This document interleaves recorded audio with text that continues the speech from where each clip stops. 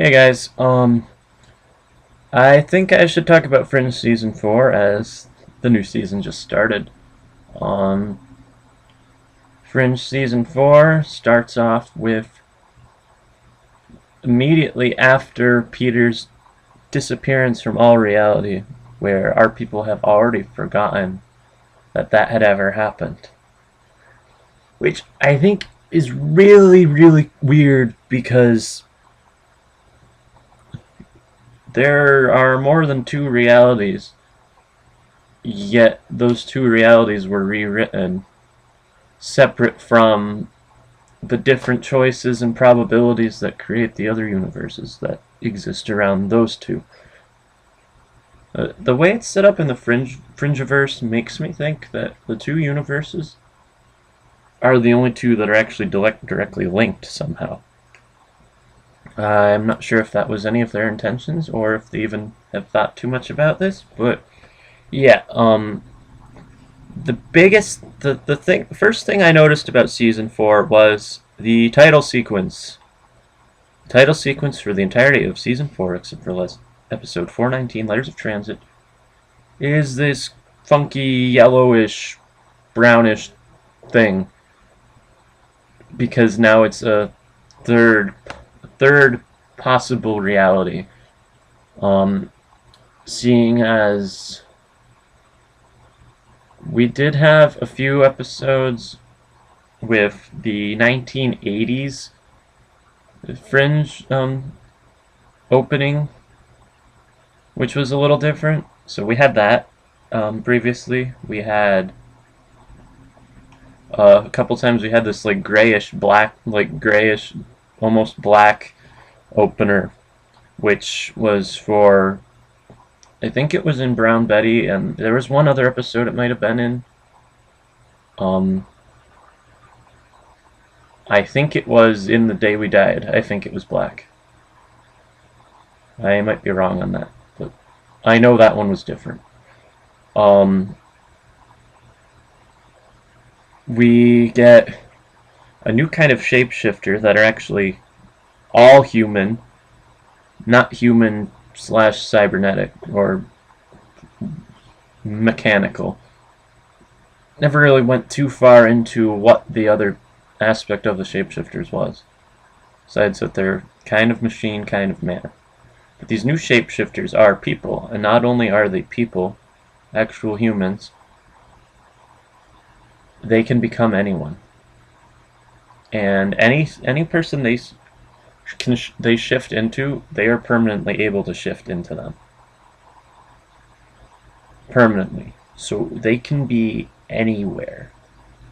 So, starts off without Peter. Where's Peter? Why isn't he around? How were they able to just erase him? And by creating the reality that does not destroy either universe, why should he get punished for it? And also, if September made a mistake by pulling Peter out of the ice, he already created events that were meant to happen because of that particular outcome for Peter. By erasing Peter, we see just how weird things have become. We have Walter, who's a total recluse and never leaves his lab for any reason. He lives there, even. When the others are out in the field, Walter's, like, with them on video and on the phone. He's not actually there. Anything needs to be studied by him needs to be brought back to the Harvard lab where he lives. We actually see Astrid out in the field, which is really cool. We see an Olivia who was actually raised by Nina Sharp, as opposed to the Olivia we saw in season 1 that was like, I don't trust this woman, I don't trust her, I don't know what she's up to, I don't know what her deal is. Massive Dynamic is responsible for this, blah blah. We have a lot of different stuff. And I think season 4 is actually a good season to jump into if you're new to the series, because even us diehard since season 1 watchers have a very hard time, at least at first, with season 4, simply because we're like, what is this leading up to? How is this going anywhere? Are we just gonna run the whole thing without Peter?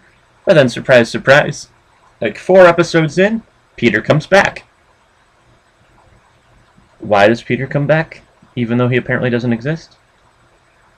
The Observer says there's something about a variable that we can't comprehend, and that is love.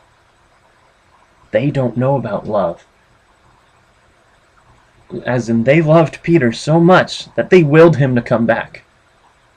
We have an episode where both universe Fringe teams team up to stop a serial killer by consulting the aid of his alternate in our universe, who is actually a college professor that teaches about serial killers. And he says something at one point. He says, "This guy isn't like me.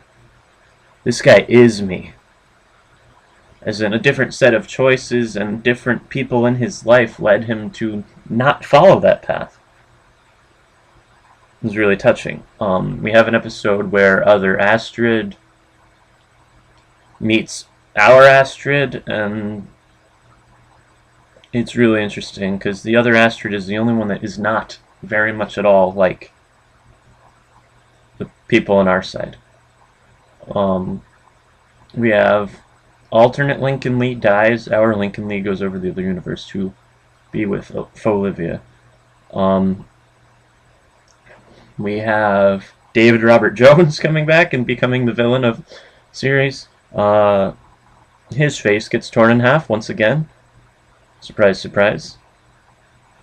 I don't remember the actor that plays David Robert Jones, but he is Professor Moriarty in Sherlock Holmes Game of Shadows. And he is incredible in either role. Also really funny how he dies, because the episode is called Bishop, I believe. And he thinks that his superiors are trying to sacrifice either Walter or Peter. He doesn't know which. And then he realizes at the end, as he dies, I was the bishop. It's a chess thing. Very clever. Find out that the people he works for want to destroy both universes to create a brand new one. And who's the ringleader behind that? None other than William Bell. Yes, he's evil, and he's alive in this universe, this reality. William Bell needs to lure Olivia to where he is in a new place, in a place between worlds, so that he can power his device to cause this reality to occur. The only way out is to kill Olivia, which September said to her a few episodes before. In all possible outcomes, you will die. And sure enough, Walter shoots her, but some Cortexiphan that had been put into her system allows it to heal up and push the bullet out.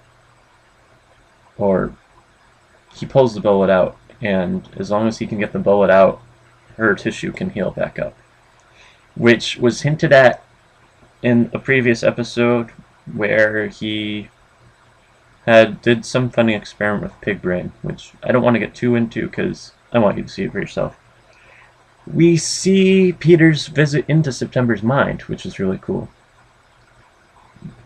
And we see a future overrun with observers, as in Letters of Transit, which has the coolest new opening sequence of all, where it's about like power and control and oppression, and it's just really cool. which the entirety of Season 5 is going to have that opening sequence, as far as I can tell. The observers are scientists that come from the future and decide, after a little bit of too much observing, they want to control us. They want to run things. If that's the case for only one universe, or if that's for all of them, I don't know. But that remains to be seen. We do know that William Bell was ambered with the Fringe team before the observers came. Season 5 is shaping up to be pretty awesome. There's Peter and Olivia's daughter, Etta, takes the original Fringe team out of amber in order to put an end to the observers once and for all. How that gets done is not quite clear, but that's the beauty of Fringe, because it probably won't be quite clear until the final episode. I know that's probably a confusing recap, but there's a lot of stuff to cover, and a lot of stuff I really don't want to talk about because I don't want to ruin this for anyone. Stay tuned for my talk about Looper.